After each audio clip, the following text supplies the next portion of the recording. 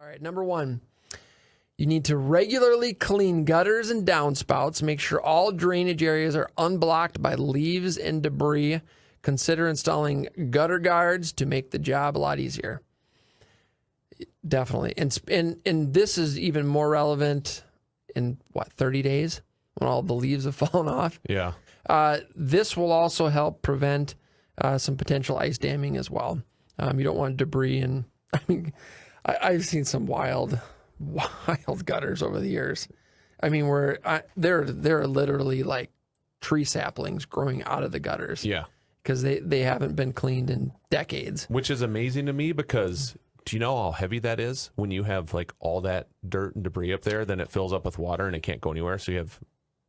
How do they not just rip right off the house? It's amazing. So it is. So take a look at the gutters. And folks, look, I get it. You don't want to climb up on the ladder and do it yourself. There's plenty of services out there, whether it's a company that specializes in cleaning them or just, your local handyman or kind of. Get the neighbor kid to go up there. The neighbor kid. $20. $20. Make sure your insurance is up to date.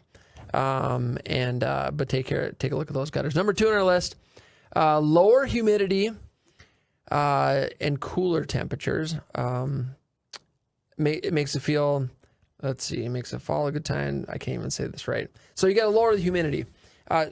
Humidifiers, if you've got a lot of hardwood floors in your houses, and so the winters are much drier than the summers are in the interior of the house. Summers, when it is humid and we have a little bit more rain, you don't need to take a look at that, but you got to lower humidity in the house and make sure that all of those things are working. Number 3, inspect your roof. Hire a licensed contractor or professional to examine your roof for wear and tear. If the shingles are curling, buckling, or cracking, replace them. Again, this time of year is a great time to get up there, take a look at it, inspect the roof. If there's issues, we want to get them addressed now. It's easier to repair in the fall than it certainly is in the winter. And you want to prevent things like ice dams and leaks in the winter and the different things that can happen. Number 4, check for flashing around skylights, pipes, and chimneys.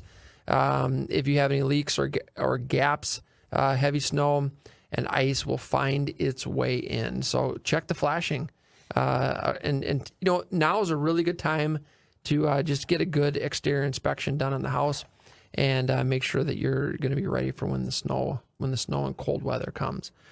Number 5 on our list, to prevent exterior water pipes from bursting when the weather gets below freezing, because that does happen in Minnesota. Turn off the valves to the exterior, the water spigots. Run the water until the pipes are empty. Make sure that the water is drained so that you don't get freezing and damaged pipes. So this is not only the exterior water spigots, but also if you have irrigation. Don't forget to get into the schedule to get your irrigation blown out. And pools need to be winterized. Hot tubs do, unless you're going to use them all winter. And so anything to do with water, your water features, your landscaping features, all of those things, we got to make sure that those are winterized and ready to go for the freezing. Number 6 on our list, have your wood-burning fireplace inspected, cleaned, and repaired to prevent chimney fires and carbon monoxide poisoning. Not many wood-burning fireplaces left in Minnesota. It's so rare for new construction to have wood-burning fireplaces. I mean, it is super, super rare because it's really expensive to build wood-burning fireplaces with the new wood-burning fireplace codes. Some of the older homes, they have them. I think that they're great. I mean, but they're different than your gas-burning ones. They need to be inspected and cleaned and repaired. Number 7, wrap water pipes that run along exterior walls with heating tape. It will save energy and prevent them from freezing. So I think that sometimes you have 3-season porches, or you've got areas where you think might be heated but aren't necessarily. Make sure you take a look at the water, anything to do with water and winter and freezing. Take a look at it and address. Number 8 on our list: clean and replace filters in your furnace or heating system. You know how much those filters are these days? Yeah. They are spendy. They are spendy. We definitely will buy the less expensive filters, but then change the filter more often. I question the ones that say you don't have to change it for 90 or 120 days.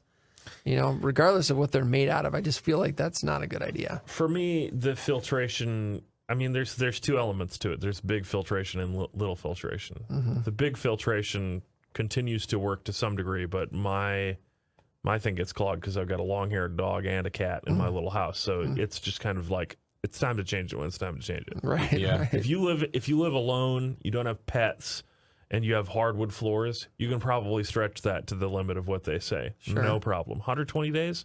Sure. Easy. No big deal. Yeah. Yeah. I should just take the filter out and then you don't have to worry about changing it. I usually take mine out and shake them a little bit and put them back in. Oh, yeah. Just get the little air thing and blow them off. Yeah. Bring it out back. Give it a couple smacks. Yep. Get that nice cloud of dust of things that you don't want to breathe. Yep. All covering you. Yeah. Number 9, if you use a hot water system for heating, drain the expansion tanks, check the water pressure, and bleed the radiators. Number 10 is check the attic to make sure the insulation is installed properly. The vapor barriers on insulation should face down towards the living spaces. If it is installed incorrectly, then the insulation will trap moisture, causing problems with water. So a lot of times when you're talking about ice dams in the winter, most of the time that is due to insufficient insulation in the attic. And so make sure you take a look at where the insulation is in. If you have an older home, that insulation does settle. It's not as effective as it once used to be. So make sure that you're taking a look at the attic and the insulation in the attic.